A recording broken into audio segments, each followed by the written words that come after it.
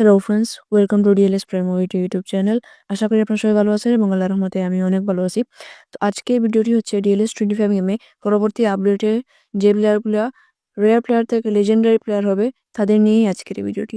তো ভিডিওটি একটু মিস না করে পুরো ভিডিওটি দেখুন এবং চ্যানেল নতুন হয়ে থাকলে অবশ্যই চ্যানেলটি সাবস্ক্রাইব করে পাশে থাকুন। চলেন ভিডিওটি শুরু করা যাক।